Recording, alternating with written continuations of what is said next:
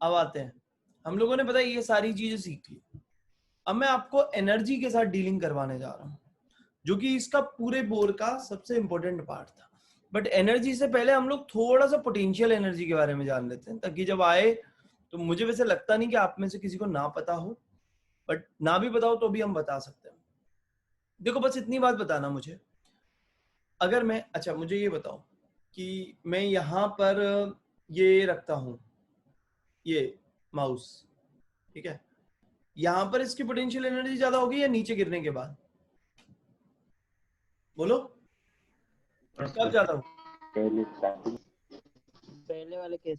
हाँ, कैसे पता किया? कैसे पता किया कि जैसे ही उसको छोड़ा वो एकदम से गिरा, मतलब potential energy changes into kinetic energy, right? And with the help of kinetic energy you are taking the judgement कि भाई साहब इसमें भरी हुई पोटेंशियल एनर्जी बहुत ज्यादा थी, हाँ के ना? बोलो भाई। मतलब अगर एक एज अ लेमैन देखें जिसने एमजीएच वगैरह ऐसा कुछ पढ़ा नहीं, जिसको पता नहीं है, वो तो ये बोलेगा कि ऊपर गए थे तो मैं काइनेटिक एनर्जी से पूरा जजमेंट ले रहा हूँ, हाँ के ना? हाँ सर। हाँ सर। अब मैं तुम्हें दो केसेस देता हूँ,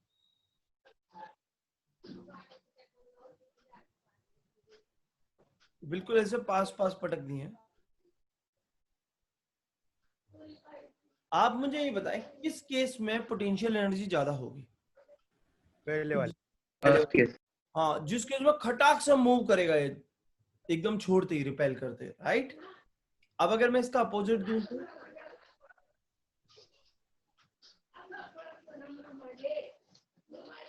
किस केस में ज्यादा होगी? सेकंड केस में ज्यादा होगी। यस, क्योंकि ये दोनों एक दूसरे को अट्रैक्ट करके मूव करेंगे, मतलब जहां रखते ही मूवमेंट हो रहा है वहां पोटेंशियल एनर्जी ज्यादा है।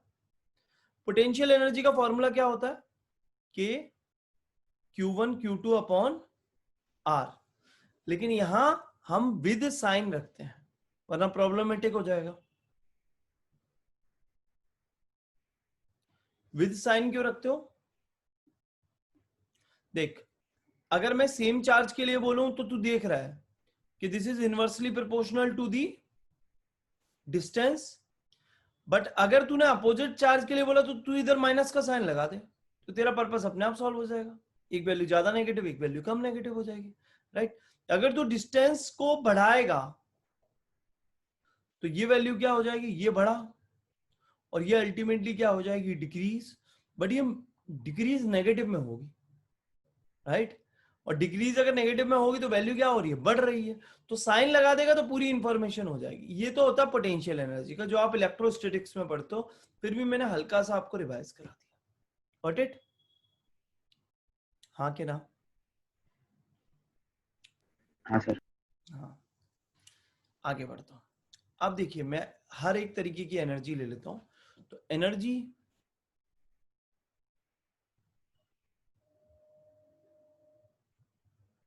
ऑफ nth बोर ऑर्बिट, सारी एनर्जी देख लेंगे। वैसे जो टोटल एनर्जी होती है,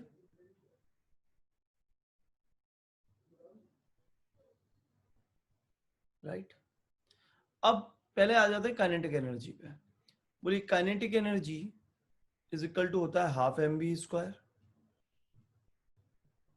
राइट?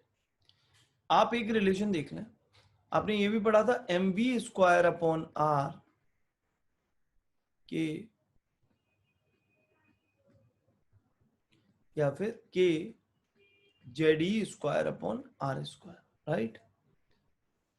इस रिलेशन में ये r से ये r गया। Now I can again write mv square is equal to K Z square मालूम है ना, न्यूक्लियस का charge Z, number of proton, और प्रोटॉन पे charge is equal to electron, और electron, and this is the distance between the electron and the nucleus. यहां पे अगर मैं बात करूं, mv square is equal to K Z square upon are होगा। अब अगर आप इसको हाफ से इधर मल्टीप्लाई कर दें और हाफ से इधर मल्टीप्लाई कर लें, then you will get the kinetic energy. ठीक है भाई, बहुत अच्छी बात है। तो काइनेटिक एनर्जी किसके बराबर आया? के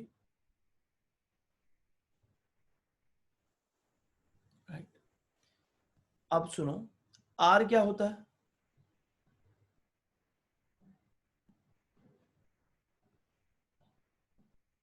यंगस्ट्रॉन में उसको ऊपर पहुंचाओ, काइनेटिक एनर्जी को क्या लिख सकता हूं मैं?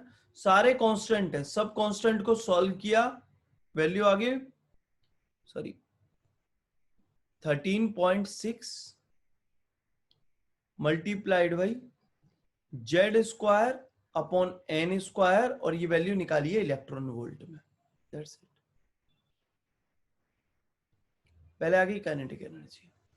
अब एक काम करते हैं, काइनेटिक एनर्जी और पोटेंशियल एनर्जी के बीच में रिलेशन एस्टेब्लिश कर लेते हैं। आपने देखा काइनेटिक एनर्जी तो ये थी,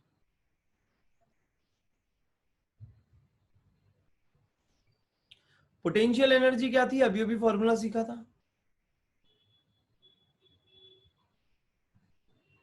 लेकिन विद साइन। तो यहां मैं क्या बोलूंगा कि जेड ई, ये तो पॉजिटिव वाला था, ये क्या है? नेगेटिव वाला। बोलो क्या बन गया?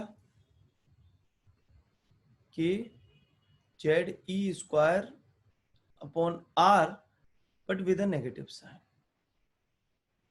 कुछ रिलेशन दिख रहा है पोटेंशियल और काइनेटिक में? बिल्कुल दिख रहा है। काइनेटिक उसकी आधी है और एक नेगेटिव साइन और चढ़ रहा है। तो आपको मालूम पड़ा कि जो पोटेंशियल एनर्जी है that is actually equal to 2 times of, है ना, इसको अगर 2 टाइम कर दूं और इसमें नेगेटिव साइन लगा दूं, with a negative sign kinetic energy, यानी कि potential energy is equal to -2 kinetic energy. Got it? हाँ के ना? अरे बोल दो। हाँ अरे सर। बोल। उदास क्यों हो जाते हो? चिंता मत करो ऐसे, ठीक है? तो तुम्हें ही फॉर्मूले रटने, इतना उदास मत हो। इधर बात करूं मैं पोटेंशियल एनर्जी, ये क्या होगा? -2 मल्टीप्लाइड बाई ये वाली value, that is equal to 13.6 into Z square upon n square electron volt. लिख सकता हूं? हाँ के ना? बोलो बच्चों, अरे बोलो। क्या हो गया? -27.2। ये तो आ गया कौन? Potential energy. अब अगर मैं टोटल एनर्जी बताऊं तो कितना आएगा बच्चा? -30।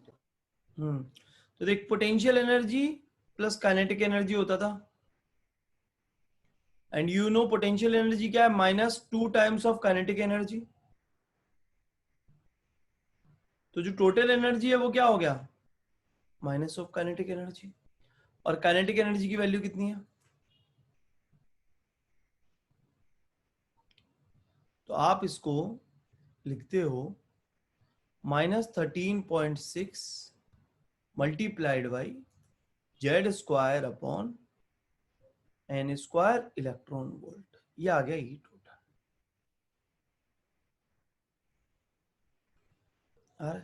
अब देख, बहुत सारे रिलेशन मेरे पास यहां से आएंगे। पहली बात, मेरे पास कुछ फॉर्मूले आ गए हैं, इन फॉर्मूले को मैं लिखूं, जैसे ई टोटल की वैल्यू आई है माइनस,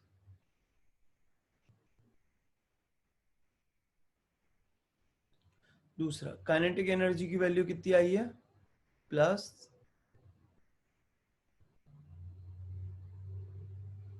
और पोटेंशियल एनर्जी की वैल्यू कितनी आई है? -20।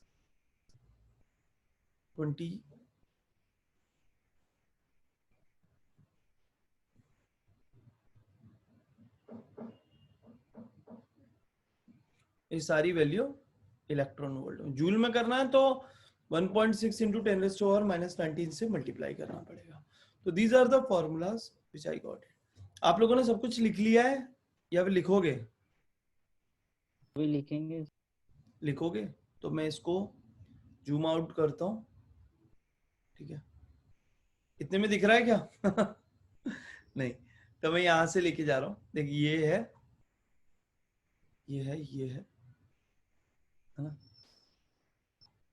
अब आराम से रोक रोक के लिख लेते हैं, ठीक है? तो I am starting from this point, कि किसी को भी कुछ कंफ्यूजन है तो वो दूर हो जाए। तो हम लोग क्या करते हैं यार, ऐसे ही पढ़ते हैं। या हालांकि तुम्हें हो सकता है पता हो, कई लोगों को नहीं पता हो, तो कोई अपने बेसिक की वजह से अटक ना जाए प्रेजेंट में, कोशिश यही की जाती है। तो इसे नोट कर लो सब कुछ है अपना माहौल। सेकंड चल, तो अब देख मैं इसके बाद लेके चलता हूँ, और इतनी बात सीखने के बाद अब हम क्या करते हैं, कुछ एनर्जीज की वैल्यू निकाल लेते हैं और कुछ कंक्लूजन भी बना लेते हैं, और ये वैल्यूज आप याद भी करके आओगे अगले लेक्चर से पहले, ठीक है। और फिर उसके बाद ये मैंने शेल बनाए तो सीधा ऐसा बना दिया, तो ये मत सोचना ये क्या हो गया सीधा, ये शेल ऐसा है, ऐसे। इन शेल्स की एनर्जी बता रहा हूं, तो वो सीधी लाइन बढ़िया रहती है थोड़ा सा। हालांकि अपने को तो श्राप मिला हुआ है, कभी सीधी लाइन होती नहीं अपने से।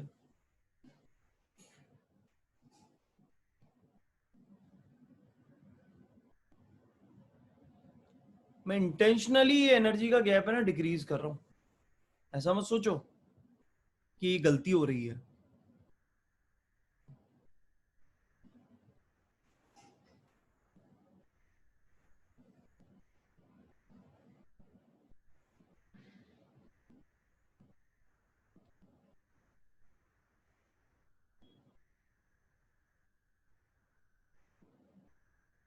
अब देख n is equal to 1,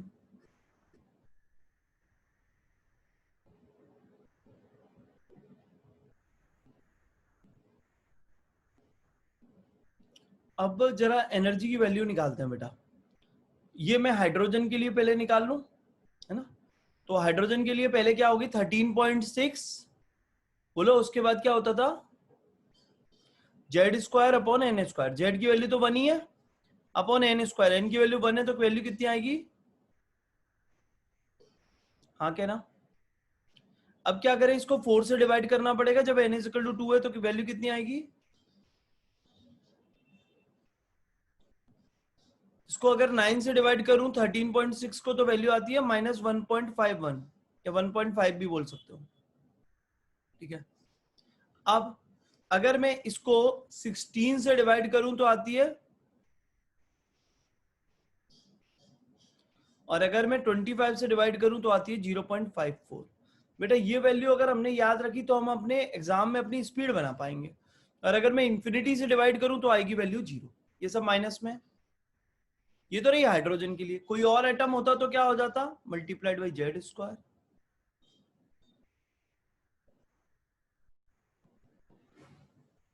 ऐसे समझ रहे हो। तो पता है इसका फायदा क्या होगा, जब हम एक शेल से दूसरे शेल के बीच में एनर्जी निकालेंगे, तो instead of calculating all you will calculate the difference between them, और अगर कोई और एटम है तो जेड स्क्वायर से मल्टीप्लाई कर दो। खैर फायदा नुकसान तो मैं अगले लेक्चर में बताऊंगा ही, बट उससे पहले आपको ये वैल्यूज तो याद होनी चाहिए। इन वैल्यूज को देखकर मैं आपसे एक बात पूछता हूँ कि एनर्जी की वैल्यूज ऊपर जाने पर बढ़ रही है या घट रही है, इतनी बात बोलना। बढ़ रही है। बढ़ रही है सर। दिखने में ऐसा लगता है कि घट रही है 13.6 3.4, बट बेटा ये नेगेटिव के अंदर वैल्यू कम हो रही है, मतलब total energy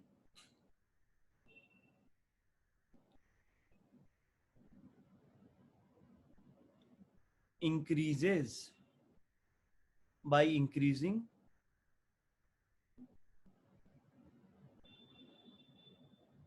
shell number. Shell number को इंक्रीज करते करते जो टोटल एनर्जी की वैल्यू है वो इंक्रीज होती है। Same for the potential energy also, even potential energy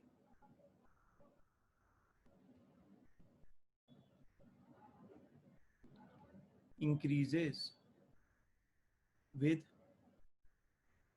the increase in shell number। But kinetic energy क्या होगी, इसी का just positive sign, right.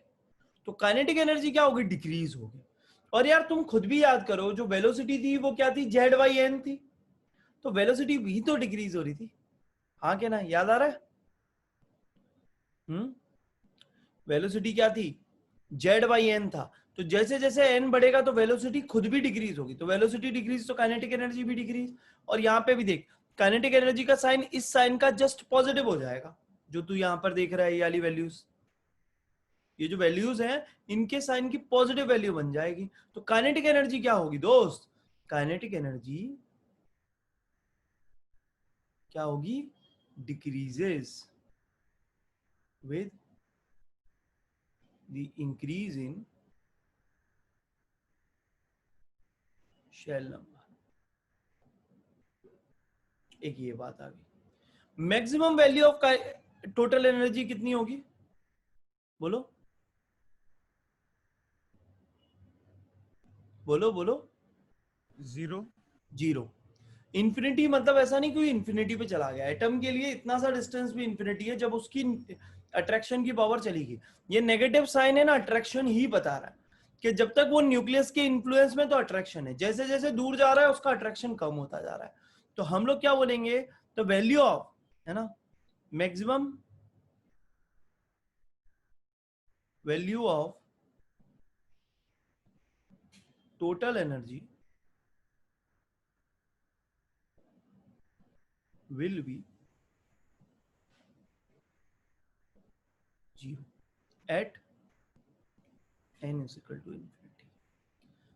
Actual में फर्स्ट शेल से इनफाइनाइट शेल पे ले जाने के लिए जो एनर्जी चाहिए होती है उसी को बोलते हैं आयोनाइजेशन एनर्जी। पर ये सारे पंगे, ये जितनी भी चीजें हैं और इसके ऊपर बेस्ड न्यूमेरिकल होगा वो हम अगली बार करेंगे। कोशिश करेंगे अगली बार हमारे बोर एटॉमिक मॉडल को पूरी तरह से खात्मा करें और असली में जो IIT जेई के अंदर, नीट के अंदर या बोर्ड्स के अंदर, तीनों ही चीजों में जो ज्यादा इंपॉर्टेंट टॉपिक होता है वो एनर्जी वाला ही होता है। तो अब तक जो पढ़े थे वो तो था ही, उसकी एज अ एप्लीकेशन ज्यादा इस्तेमाल होगी। मेन काम की चीजें तो यही रहेंगी। क्या आपने ये सारी चीजें लिख ली जो मैंने बताया? इसको लिख के भी रखना है और बेटा याद करके रखना है। अगली बार ये सारी वैल्यूज पहले पूछूंगा, क्योंकि ये ना अगर तुम्हें याद हुए तो तुम्हारी स्पीड बहुत स्लो रहेगी। और स्पीड पेन तेज चलाने से नहीं बढ़ती है, कुछ ट्रिक से, कुछ टेक्निक से और कुछ चीजें याद रहें तो उनसे बढ़ जाती है तुम्हारे एग्जाम में स्पीड। ठीक है, एक बार इस पार्ट को अच्छे से लिख लो, उसको अगले में याद करके आना और फिर उसके बाद ही हम आगे का कंटिन्यू। देखो भाई, लास्ट टाइम पे अपन ने जो पढ़ा उसकी वैल्यूज वापस लिखता हूँ। ये कुछ एनर्जीज थी,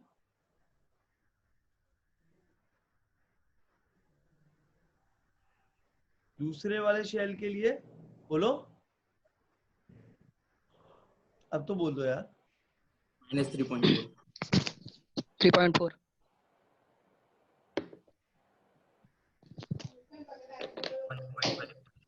1.51 -1.51 0.85 ये सब में जेड स्क्वायर का भी मल्टीप्लीकेशन। और यहाँ पे 0.5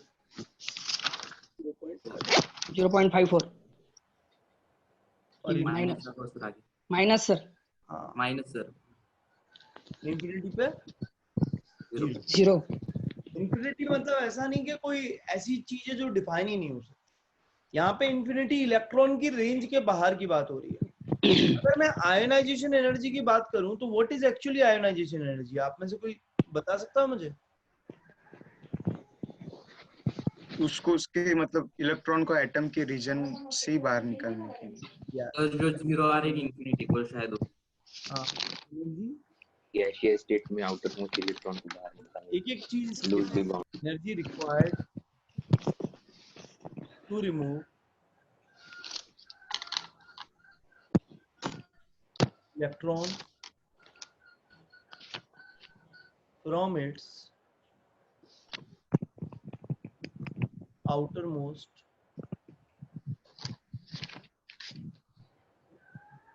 shell. Yes, in an gaseous isolated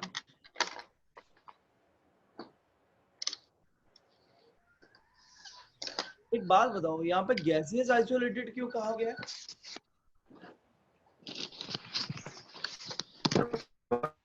आपका बॉन्ड तोड़ने के लिए भी अलग से एनर्जी लगी। चल आइसोलेटेड का मैं समझता हूँ, गैसियस का मतलब क्या है? गैसियस क्यों बोला? गैसियस लिक्विड में आइसोलेट क्यों नहीं? दूर दूर होते हैं एटम, तो बॉन्ड तोड़ना थोड़ा इजी हो जाएगा। बॉन्ड तोड़ना इजी नहीं हो जाएगा। पहली बात तो बॉन्ड टूट नहीं रहा है, ये वाली बात तो दिमाग से निकाल दो। एक अकेला एटम लिया जा रहा है। क्या एटम लिया जा रहा है? A single atom. और एक सिंगल एटम किसी और स्टेट में हो सकता है क्या? ये बताओ, बोलो। क्या लिक्विड स्टेट में एक सिंगल एटम तो निकाल सकता है? अबे लिक्विड स्टेट का एग्जिस्टेंस ही अट्रैक्शन से, सॉलिड स्टेट का एग्जिस्टेंस ही अट्रैक्शन से।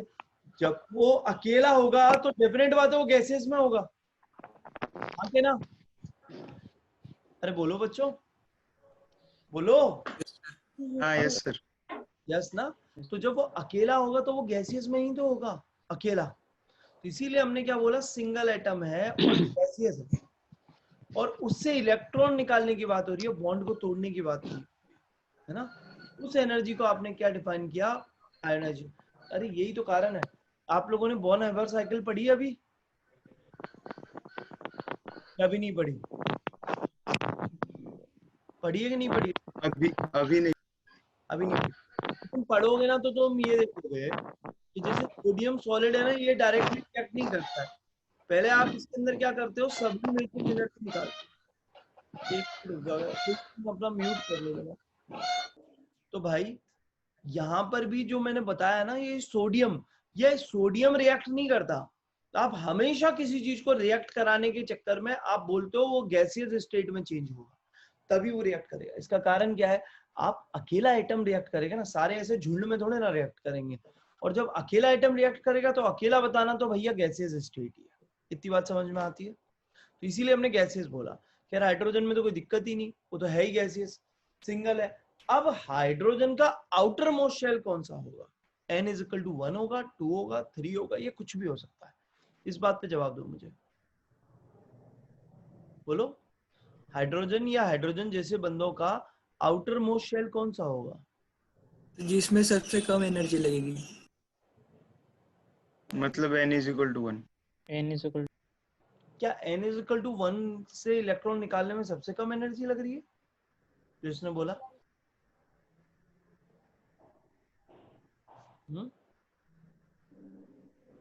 बोलो।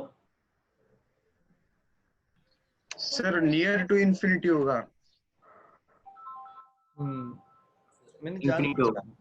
तभी कंफ्यूज किया। अब मैं आप लोगों को बता देता हूँ, एक्चुअल में n=1 ही तो उसका आउटर मोस्ट शेल है।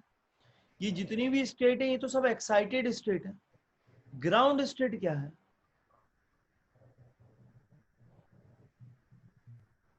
हाँ क्या ना, समझ रहे हो? तो ग्राउंड स्टेट उसको बोलते हैं जिस स्टेट में एक्चुअल में उसका घर था। तो आपको इलेक्ट्रॉन को उसके असली घर से निकालना है, पड़ोसी के घर से नहीं। पड़ोसी का घर क्या है? Excited state. इसको हम बोलेंगे फर्स्ट एक्साइटेड स्टेट। इसको हम बोलेंगे सेकंड एक्साइटेड स्टेट।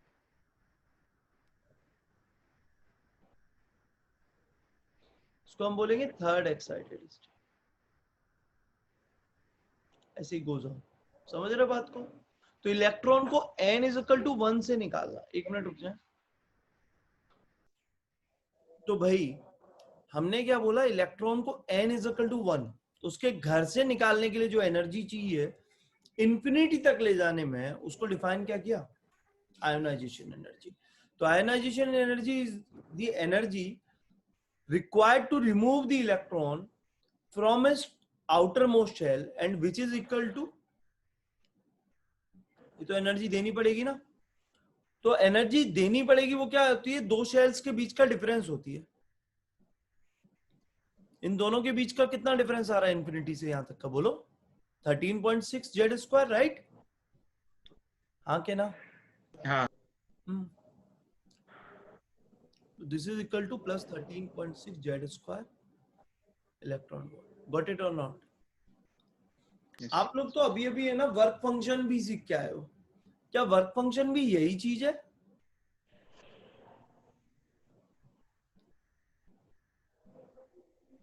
या इससे रिलेटेड है? गैसियस, हाँ रिलेटेड है, गैसियस आइसोलेटेड।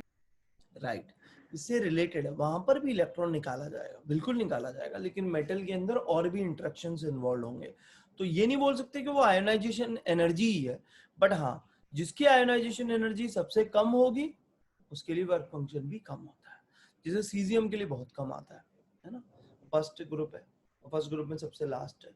खैर, ये एक इंफॉर्मेशन हमारे बड़े काम की थी। अब मैं आपसे एक बात पूछता हूं, अगर इलेक्ट्रॉन को यहां से यहां के बीच में जंप करना है तो उसको कितनी एनर्जी देनी पड़ेगी बेटा? 10.2। Very good, 10.2 electron volt. अगर आपने 10.1 दी तो क्या होगा? भी वो 1 में ही रहेगा। 1 पे ही रहेगा। राइट, वो जाएगा नहीं, है ना। आप ऐसी गाड़ी चला के नहीं जाओगे जिस गाड़ी के अंदर पेट्रोल आधा ही है, रास्ते में अटक गए, कटोरा भी नहीं है, तो बहुत दिक्कत हो जाएगी। तो आप लोग क्या करोगे, कोशिश करोगे कि उसी गाड़ी में जाओ जिसमें उतना पेट्रोल हो, कम से कम आप एक स्टेट तक तो पहुंच जाओ। तो he will go like this, got it और नॉट? अब जब वो मान ले यहां से अगर यहां चला गया तो इलेक्ट्रॉन को भेजना आपकी वो है टेंशन, यहां से यहां भेजने में कितनी एनर्जी देनी पड़ेगी?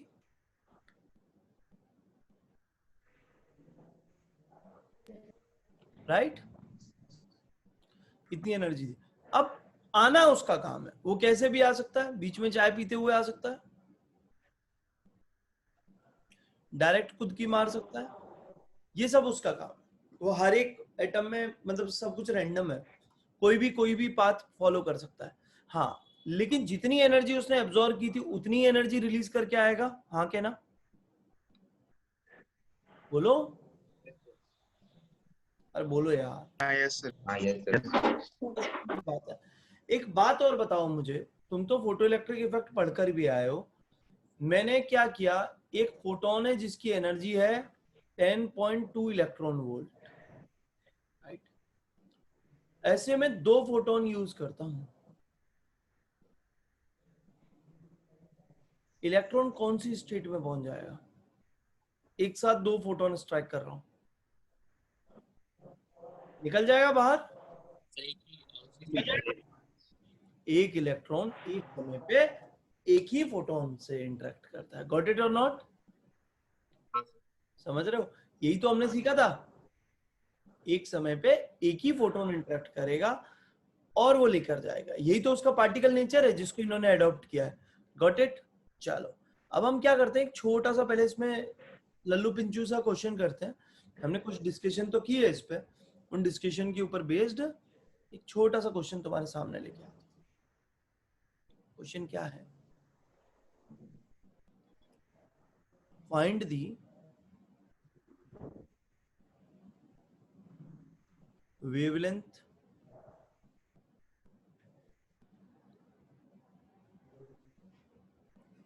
of light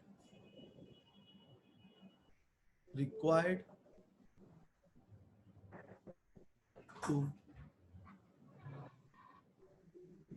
excite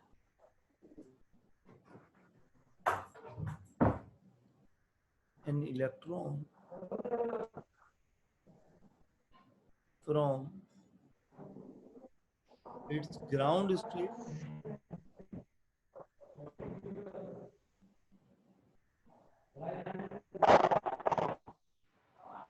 second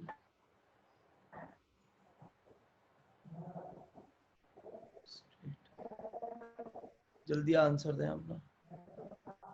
तो पहली बात तो देखो, जब तक बोर एटॉमिक मॉडल का एटम ना मेंशन किया जाए तो आप हाइड्रोजन ही मानना, क्योंकि उसने जो समझाया था वो हाइड्रोजन एटम ही था। कहने के लिए हमने कह दिया कि हाइड्रोजन लाइक एटम और कॉम्पिटिटिव एग्जामों से यूज भी करता है। तो हाइड्रोजन के लिए देखते हैं, पहली बात सेकंड एक्साइटेड स्टेट बोल रहा है, और से देखिए, एक मिनट रुकिए। तो देखो भाई, सबसे पहली बात, फर्स्ट एक्साइटेड स्टेट कौन सी है? ये है। सेकंड कौन सी है? ये है। तो n is equal to 3 is the excited state. यहाँ पे कितना था? -3.4, यहाँ कितना था? -1.5, यहाँ कितना था? -13.6, राइट और रॉन्ग? तो इन दोनों के बीच का डिफरेंस कितना आएगा? बोलिए। 12.1 इलेक्ट्रॉन वोल्ट, गॉट इट? तो हमारे पास एनर्जी है 12.1 इलेक्ट्रॉन वोल्ट। वेवलेंथ निकालना है, यही तो फोटोन एब्जॉर्ब करेगा।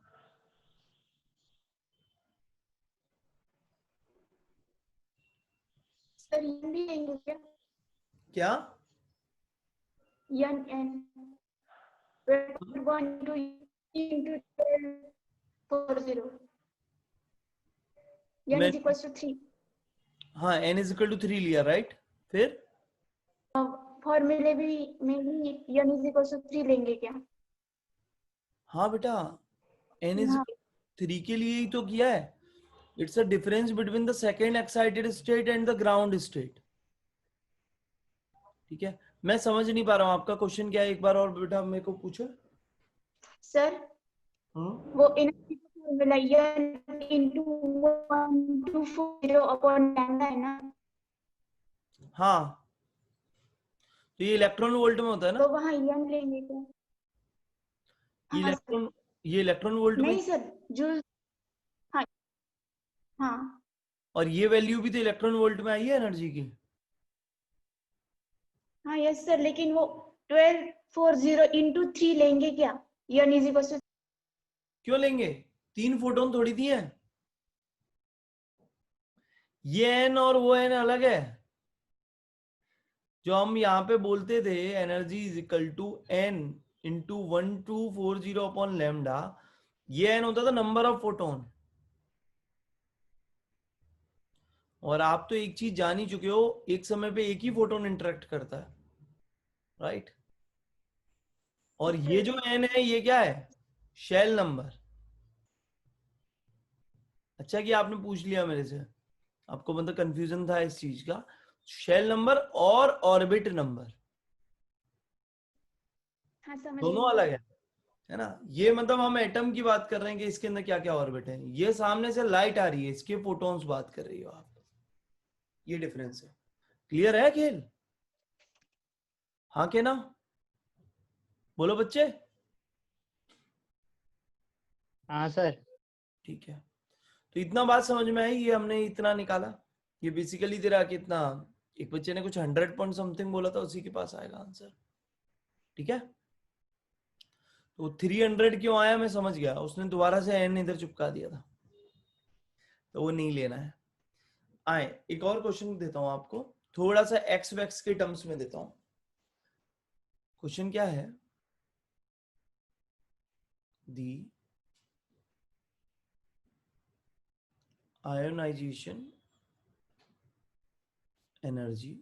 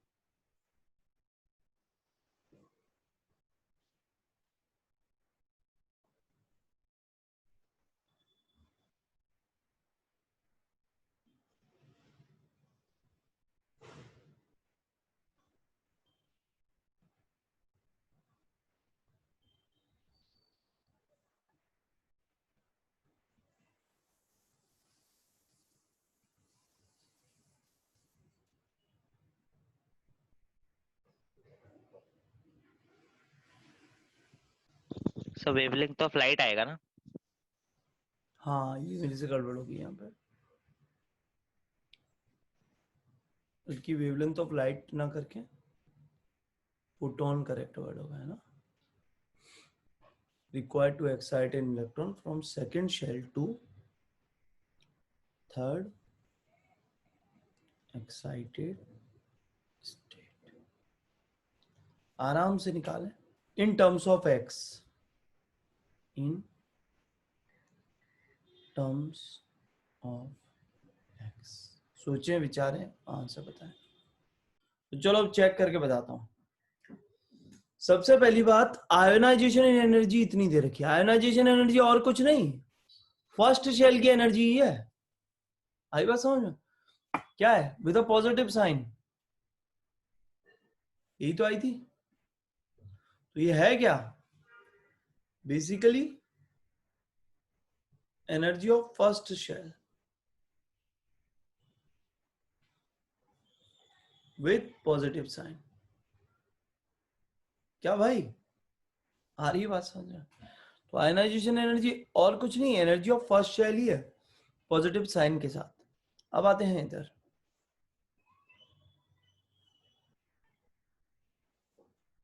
इधर ले। तो अगर मैं यहां इसकी आयोनाइजेशन एनर्जी की बात करूं तो this comes out to be this. अब अगर मैं सेकेंड शेल की एनर्जी बात कर रहा हूं तो शायद आपको याद होगा, आपने ऐसा सीखा था -13.6 Z square upon n square. तो जैसे जैसे आगे बढ़ता जाऊंगा एन स्क्वायर से डिवाइड करना पड़ेगा। सो दिस विल बिकम, अगला ये क्या हो जाएगा, उसका अगला। यहां पे किसी को भी कोई कंफ्यूजन है बच्चों? बोलो, एनी कंफ्यूजन? नहीं ना? तो देखिए आपसे पूछ क्या रहा है, ये बहुत चालाक बन रहा है ये ज्यादा एग्जामिनर। इसने क्या बोला, सेकंड शेल है और थर्ड एक्साइटेड स्टेट है। मतलब भाई सेकंड एक्साइटेड स्टेट ये होती, थर्ड क्या होगी, ये होगी। मतलब इन दोनों के बीच का गैप पूछ रहा है, और गैप क्या होगा, xy4 16 आ गया कॉमन, ये कितना आ गया 4 टाइम्स गया तो 4x minus x, this is equal to 3x/16 electron volt. इतनी एनर्जी आपने देनी पड़ेगी उसको यहां से यहां एक्साइट करने में। आप है ना एनर्जी के टाइम पे डिफरेंस ही निकाला करें, कई बच्चे नेगेटिव में निकाल के आ जाएंगे, भाई ऐसा ना करना है ना। इतनी एनर्जी आपने देनी पड़ेगी इसे। हो गया इतना काम, ये एनर्जी आपकी गिवन है, बहुत बढ़िया। आपको पता है 3x/16 इज इक्वल टू क्या होगा,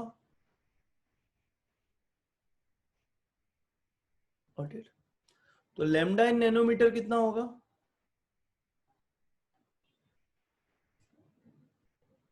बस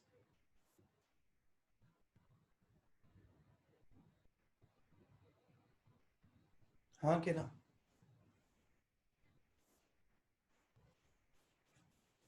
बोलो बच्चों, क्या बात क्लियर है? हाँ सर। Yes sir. तो समझ रहे हो आयोनाइजेशन है। अब ये कैसे घुमाता जाएगा एग्जाम में, तो अब वैसे ही हम सारे क्वेश्चंस देखते जाएंगे कि वो ट्विस्ट कैसे करने की कोशिश करेगा चीजों को। एक ये हो गया, अब मैं और क्वेश्चन दे रहा हूं।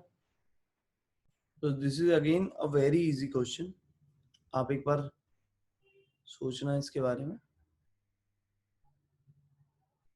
Hydrogen atom in ground state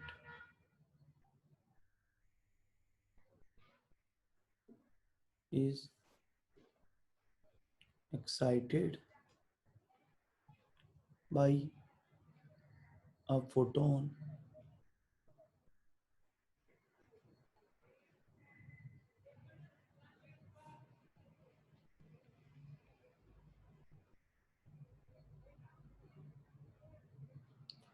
to which orbit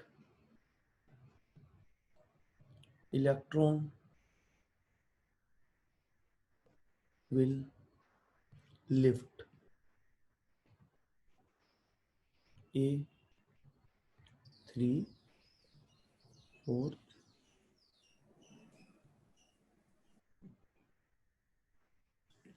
आराम से बताएं। हाँ बहुत बढ़िया। कैसे बताया, बहुत आसान है। देख अगर हमें वैल्यू याद है तो हम फटाक से अपना वैल्यू निकालेंगे, तभी तो मैंने बोला इनको याद करना बड़ा जरूरी है ना। तो ये नहीं याद है तो फिर आप बैठ के अपनी मेहनत करें। तो स्पीड पेन तेज चलाने से नहीं होती है, कुछ चीजें याद रखने से, कुछ ट्रिक्स से, इनसे अपने आप हो जाती है, और बाकी चीजें एक्सपीरियंस से। तो इतना देने के लिए राइट, ये वाला शेल तो नहीं लगेगा क्योंकि यहाँ तो 10.2 हो रहा है इलेक्ट्रॉन वोल्ट। तो अब ये इसके बाद वाला कौन सा था, -1.5, तो ये शेल लगेगा। तो ये डायरेक्टली लिफ्ट हो जाएगा थर्ड वाले पे, अब उससे ज्यादा पे नहीं हो सकता। तो मैक्सिमम मतलब यहीं पे ही अपना लिफ्ट होगा। अब एक और क्वेश्चन देता हूं, उसको भी निकालते हैं, है ना, ठीक है। तो क्वेश्चन क्या है, आराम से देखना क्या बोलता है। The frequency of light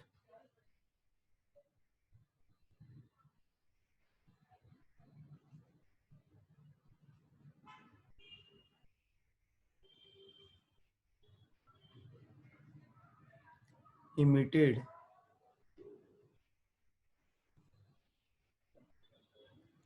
for the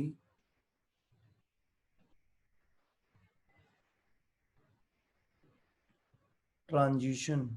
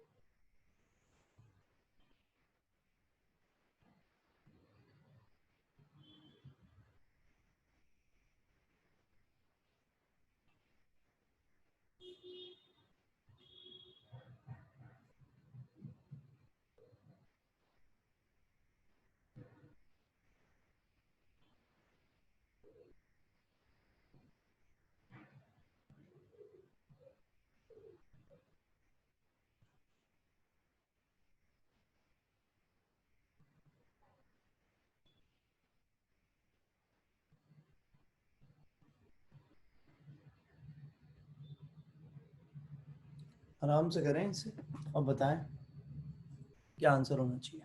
option number 1 option A. Correct है। कैसे आंसर दिया? 10.2 इलेक्ट्रॉन वोल्ट एनर्जी डिफरेंस आ रहा है तो आ गया। एक तो उस तरीके से भी निकल गया 10.2 से, वरना कोई अगर मान लो देसी तरीके से भी करता तो वो क्या बोलता -13.6 इंटू जेड स्क्वायर, और हीलियम के लिए जेड स्क्वायर की वैल्यू कितनी आएगी 2 का स्क्वायर मतलब 4, 1/n1 - n2 है ना।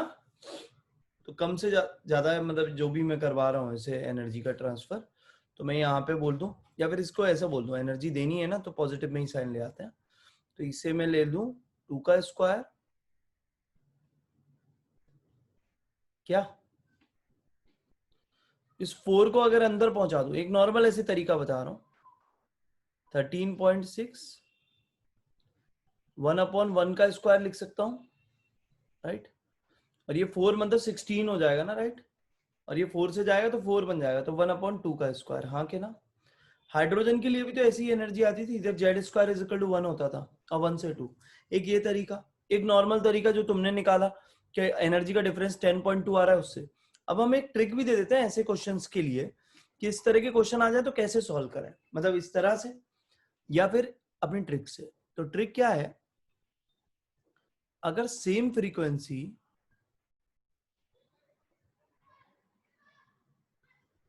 ये same wavelength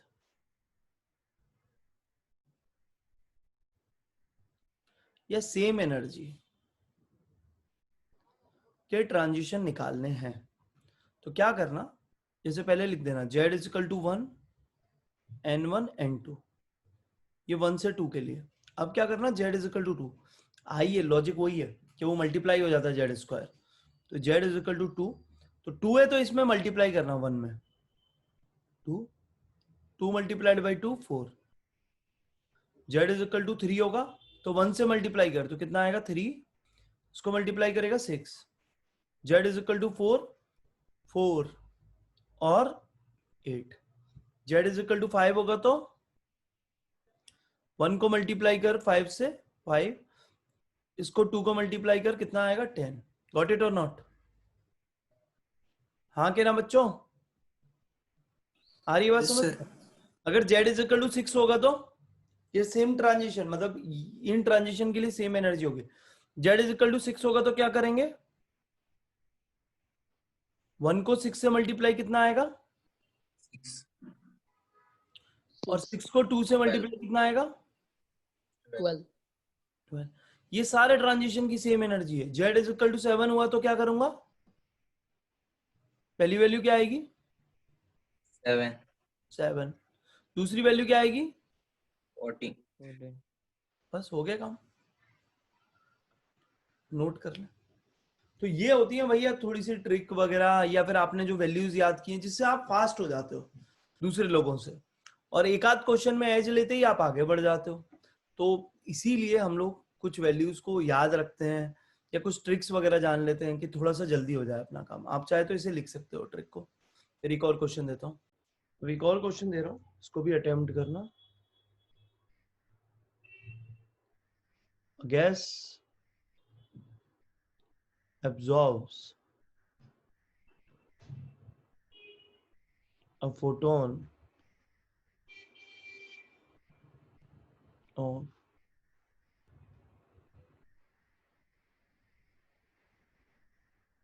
and emits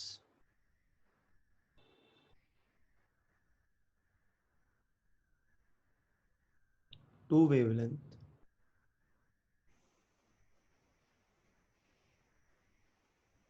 If one of the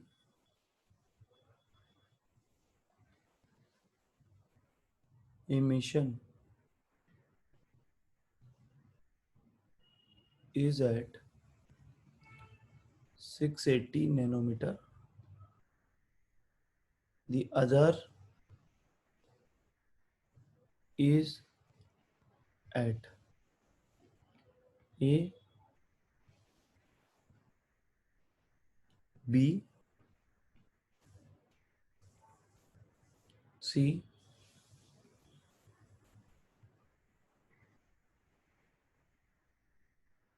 आराम से आंसर दें। तो चलो अब इसका आंसर चेक करें।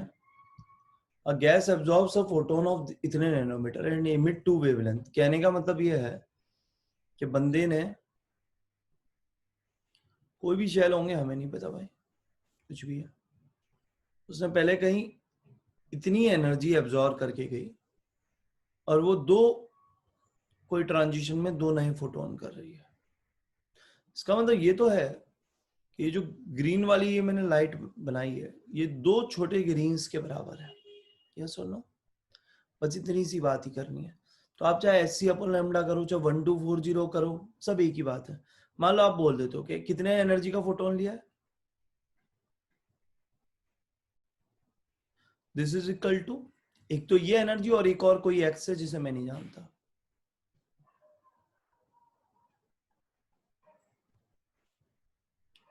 ऐसे ही लैम्डा लिख देते हैं। तो 1240 तो खल्लास हो जाएगा। 1 लैम्डा किसके बराबर आएगा? Sorry,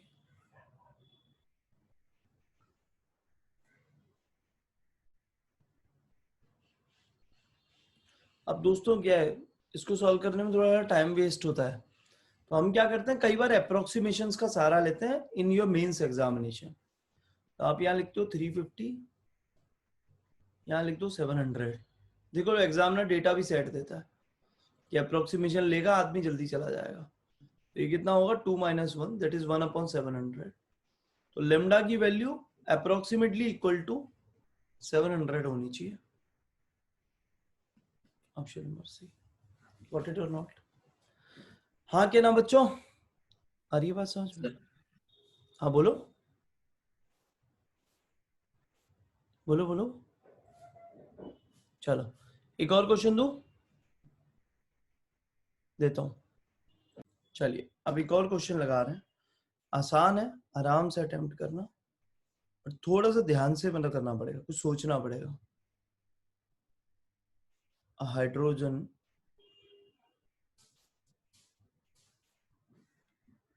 like atom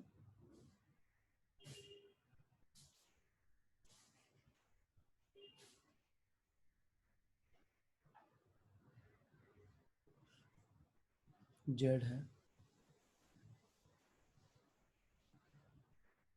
is in higher excited state and this excited atom can make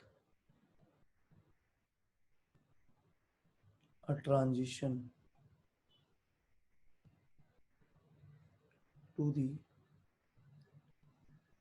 first excited state by successively emitting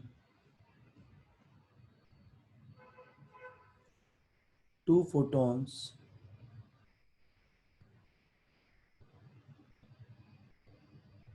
of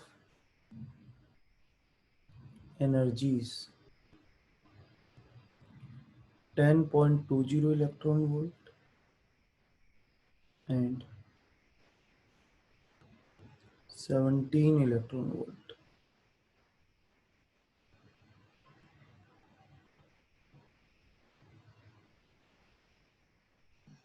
Alternatively,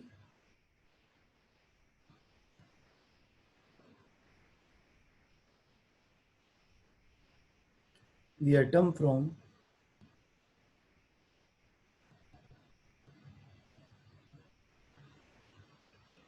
same excited state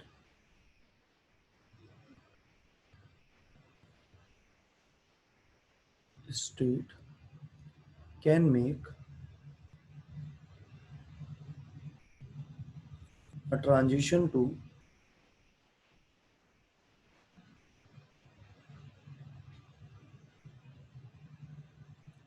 the second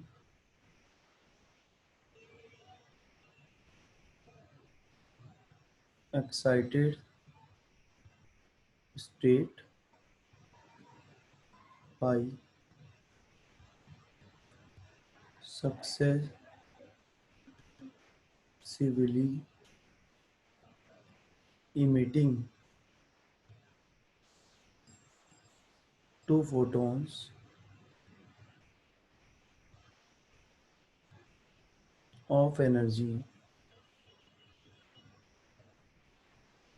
4.25 electron volt and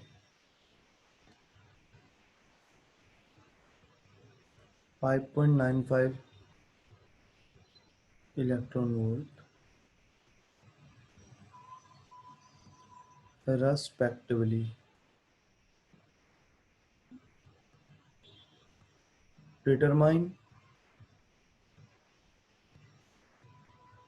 the value of n plus z. ठीक है, ये सब कुछ है. And ionization energy of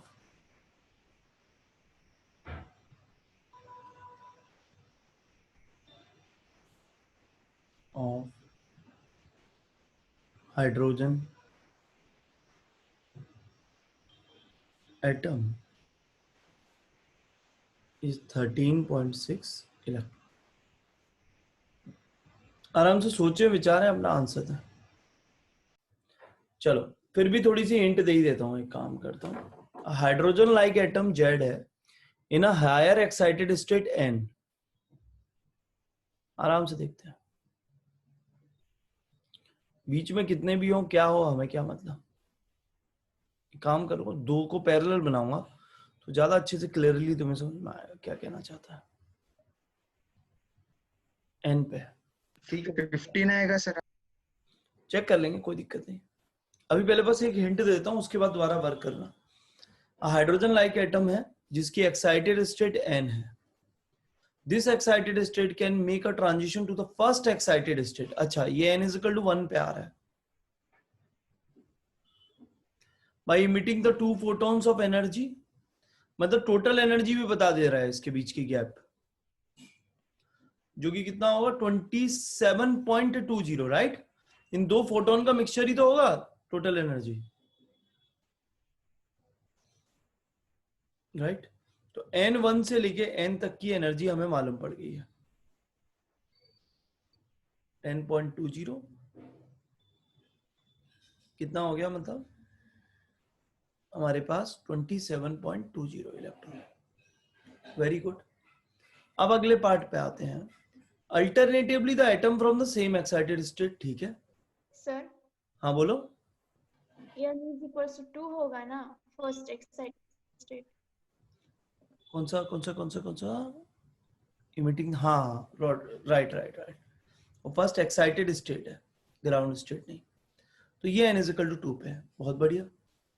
अब क्या करता है, alternatively the same atom with excited state n make a transition to second excited state. अच्छा, अब ये कहां आ रहा है, सेकंड एक्साइटेड स्टेट पे, यानी कि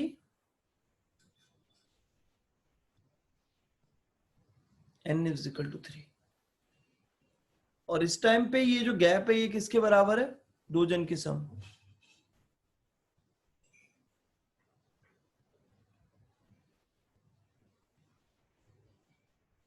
राइट, ये कितना हो गया 6 और ये 10.2 इलेक्ट्रॉन वोल्ट।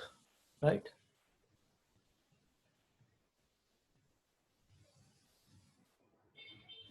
हाँ क्या ना, बहुत मस्त रिलेशन आ गया है। जिसको नहीं पता हो वो आप गौर कर लेना। n इज इक्वल टू 3 और 2 के बीच का गैप आ जाएगा इससे, जो कि किसके बराबर होगा, देख लीजिए। ये कितना था 10.20, ये भी डिफरेंस 10.20 है। तो यहां से लेके यहां तक की वैल्यू तो 10.20 है।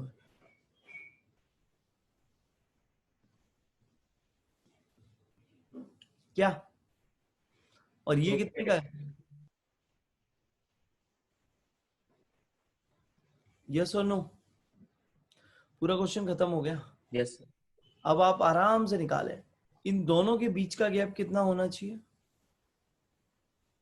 राइट, उससे आपके पास निकल आएगी वैल्यू। भाई दोनों के बीच का गैप कितना होना चाहिए, 2 और 3 के बीच का। अगर कोई बोलता था 2 पे कितनी एनर्जी होती थी, 3 पे कितनी एनर्जी होती थी, राइट। तो बेसिकली और इनटू जेड स्क्वायर। तो अगर मैं इधर बात करूंगा जो डिफरेंस आ रहा है वो कितना आ रहा है,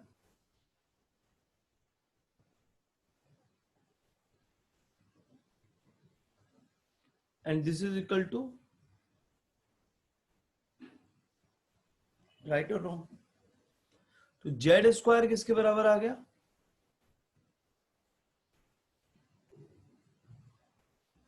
हाँ क्या ना, राइट और रॉन्ग। कुछ गड़बड़ तो नहीं होगी हमसे। मैंने ग्रुप पे डाला है आंसर, शायद सही हो। देखते हैं ना आंसर। तो आराम से इससे निकालो, पहले मुझे बताओ कितना क्या क्या आंसर आ रहा है। ठीक है ना, हाँ करेक्ट है। तो ये वैल्यू लगभग कितनी आ गई तेरी, 9, and under root of 9 is 3। तो जेड की वैल्यू 3 मिल गई, हो गया काम।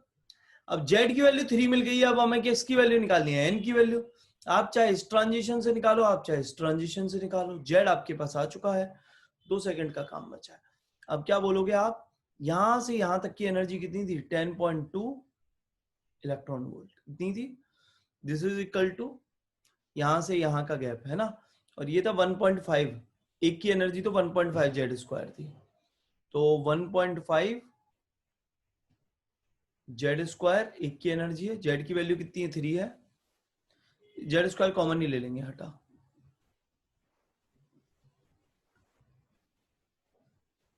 ये 2 इक्वेशन बना के तुम इसे सॉल्व कर सकते हो। एक बार कोशिश करो, जो बच्चे यहां अटक गए वो एक बार इसे कोशिश करें। और अब बस n की वैल्यू निकालनी है, 1 सेकंड का काम है। चाहे 2 इक्वेशन बना के कर लो, चाहे एक कर लो, चाहे इससे ले लो चाहे उससे ले लो, दोनों से अपने आप ही आंसर आ जाएगा। चल निकाल देता हूं मैं, अगर कोई भी डाउट है तो मेरे को बता देना, ठीक है। इतनी बात आई, और तुमने जो मुझे बताया है जेड की वैल्यू 3 है और n की वैल्यू 6 है, तो n की वैल्यू जो 6 तुमने बताई है वो बिल्कुल करेक्ट है। और वो कैसे निकली, हम कोई भी एनर्जी का गैप ले लें, मान लीजिए हम ये ले लें, या फिर ये वाला, मतलब यहां से लेके वहां तक का ले लें, कोई भी ले लो, काम आपका बनेगा ही बनेगा। आप चाहे इसको ले लें, चलो 27.20, this is equal to minus 13.6 Z square, which is again 9 हो जाएगा, 1 अपॉन ये जो भी n है उसका स्क्वायर, माइनस दूसरी वाली वैल्यू जो कि आपके पास कितनी है, मैंने कौन सा शेल लिया, सेकंड शेल लिया है, तो 4 आ जाएगा। आप इसको आराम से सॉल्व करें, आपकी जो n की वैल्यू होगी वो यहाँ से 6 आएगी, तो ये आ जाते हैं तो आपके इंटीजर टाइप में, तो z plus n is equal to 9 आ जाएगा। हाँ क्या ना भाई, बोलो। Yes sir. Yes sir. Question आसान ही था, बट थोड़ा सा मतलब कॉइन करने के लिए हल्की सी, जैसे जैसे वो चीजें बोलता है वैसे वैसे तुम थोड़े से डायग्राम जैसे बनाते जाओगे तो तुम्हारा काम सही हो जाएगा इसमें, ठीक है। अब मैं एक और चीज बताता हूँ आपको, इसमें नहीं लिखा है वो लिख लो चाहे। अब देखो एक और चीज बताता हूँ कि एग्जामिनर कैसे कैसे गेम खेल के जाता है, उन्हीं गेम के ऊपर की बात है, यहां से ही ले लेते हैं। अगर मान लीजिए एक्साइटेड स्टेट 1 में ही आने की बात है, कहीं से भी जाएगा बट आएगा तो एक्साइटेड स्टेट 1 में ही, राइट, हम ऐसा बोल रहे हैं। तो अगर मैं फर्स्ट ग्राउंड एक्साइटेड स्टेट में आने की बात करूंगा तो मुझे बताएं कौन सा ऐसा ट्रांजिशन होगा जो मुझे मैक्सिमम वेवलेंथ देगा, और कौन सा ऐसा ट्रांजिशन होगा जो मुझे मिनिमम वेवलेंथ देगा, बताना जरा। सर हाँ बोलो बोलो, आवाज चली गई यार। सर हाँ बोलो। जीरो से इंफिनिटी अच्छा, इक्वल्स टू पे सर एक सीध देख देख सही जा रहे हो तुम, सही जा रहे हो। हमने क्या बोला, जब एनर्जी का गैप मैक्सिमम होगा,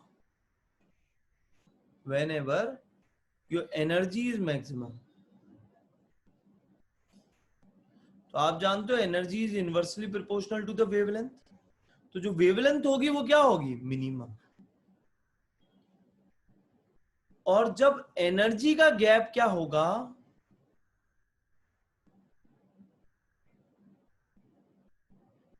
मिनिमम होगा, मतलब किसी भी particular transition.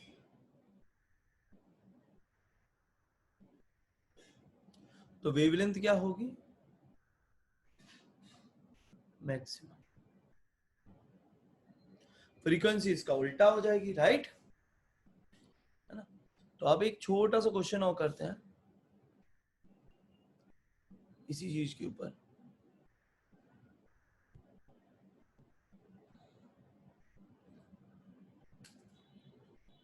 For an electron in hydrogen atom,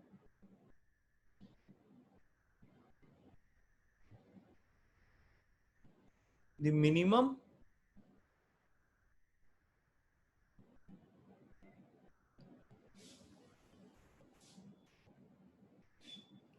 या फिर मिनिमम के बदले एक और चीज बोल देता हूं,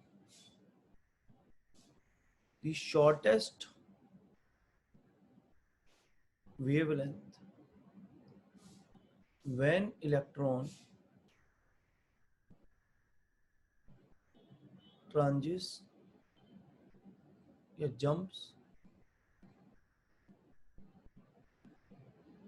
from first excited state to any state। आराम से निकालें, बताएं इसका आंसर क्या होगा। चलो अब चेक करते हैं, अपन तो दोनों के लिए लेते हैं, शॉर्टेस्ट के लिए क्या होगा, लॉन्गेस्ट के लिए क्या होगा। तो शॉर्टेस्ट वेवलेंथ की बात कर रहा हूं तो एनर्जी का गैप मैक्सिमम होना चाहिए, तो मतलब n is equal to 2 first excited state to n is equal to infinity, यहां तक का गैप ये पूछता है। मतलब आपने कुछ नहीं करना, जो सेकंड एक्साइटेड स्टेट की वही एनर्जी बोलनी है, बिकॉज 1/इंफिनिटी का स्क्वायर तो 0 ही होता है, और सेकंड एक्साइटेड मतलब फर्स्ट एक्साइटेड स्टेट की जो एनर्जी होती है वो होती है -3.4। तो पहले वाले केस में जब शॉर्टेस्ट वेवलेंथ निकालूंगा तो 3.4 is equal to 1240 upon lambda, lambda is equal to 1240 upon 3.4। हाँ क्या ना, पहला तरीका। अगर यहीं पे ये लॉन्गेस्ट वेवलेंथ बोल जाता तो आप immediate transfer, yes yes yes, तो आप n इज इक्वल टू 2 से 3 बोलते, मतलब ये वाली जो वैल्यू होती 1.5 होती, मतलब 1.9 electron volt is equal to 1240 upon lambda. Lambda is equal to 1240 upon 1.9. Approximately अगर 2 मान के करूं इसे तो 620 के आसपास का आंसर आएगा जब मैं बात करूंगा लॉन्गेस्ट की, और जब मैं बात करूंगा शॉर्टेस्ट की तो दिस डिवाइडेड बाई 3.4 के पास का आंसर आएगा, राइट? हाँ क्या ना बच्चों, बोलो। यस इसमें आंसर आ रहा है लगभग 364.70। इसमें लगभग आंसर आएगा 620 के आसपास, उससे थोड़ा सा ज्यादा, राइट? तो ये तो होगी शॉर्टेस्ट पॉसिबल वेवलेंथ इस पर्टिकुलर ट्रांजिशन के लिए, सॉरी, और ये होगी लॉन्गेस्ट पॉसिबल वेवलेंथ। जबकि फ्रीक्वेंसी के लिए बोलता, एनर्जी के लिए बोलता तो रिलेशन उल्टा हो जाता। हाँ के ना, बढ़िया, आ रहा है ना समझ में? बोलो बच्चों। एक और छोटा सा क्वेश्चन कर लेते हैं और फिर उसके बाद हम लोग अपनी शीट के अंदर क्वेश्चंस को मार्क कर लेंगे कि जो जो हमें करना है। लेकिन नेक्स्ट में हम स्पेक्ट्रम करेंगे और ये बोर एटॉमिक मॉडल को पूरी तरह से समाप्त कर लेंगे। What is the wavelength in nanometer of the spectral line associated with a transition from n is equal to 3 to 4 the Li2 plus ion. A, B,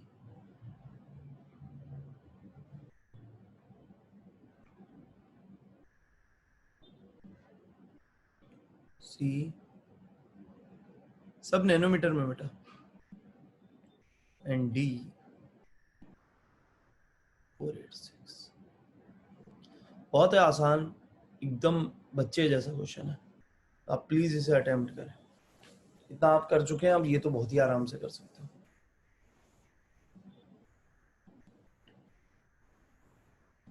ये तो एकदम फास्ट हो गया, खटाक से देते ही आंसर दे देता है। तो देख इसका क्या करें, 2 और 3 के बीच का डिफरेंस निकालना है। कितना था? 3.4 और दूसरा कितना था? 1.5। इन दोनों के बीच का डिफरेंस आ गया 1.9 इंटू जेड स्क्वायर, राइट? और जेड कितना हो जाएगा? लिथियम है तो 3 का whole square. This is equal to 1240 upon lambda. इतनी जल्दी कैसे निकाल रहा है? कैलकुलेटर यूज कर रहा है क्या? 1240, यस। इसे सॉल्व करना, तुम्हारा आंसर आएगा अप्रोक्सीमेटली इक्वल टू सी। नहीं सर, वो नीचे वाला अबाउट 20 के आता है तो फिर अप्रोक्सीमेशन। अच्छा, अप्रोक्सीमेशन ले लिया क्या? हाँ, तो ये सही है, ये 2 है तो ये लगभग 18, मतलब अगर तू इसको 20 मान ले तो 0 कट जाएगा और 2 से हो जाएगा 6 और 2 62 आएगा। 62 से हमारा आंसर थोड़ा ज्यादा होना चाहिए, तो सही है। Option number C is the right answer. तो ऐसी अप्रोच तो हमें मेंस में लगानी ही चाहिए, वरना हमारी स्पीड बनेगी ही नहीं। जैसे बोलते हो आप अप्रोक्सीमेशन टूल,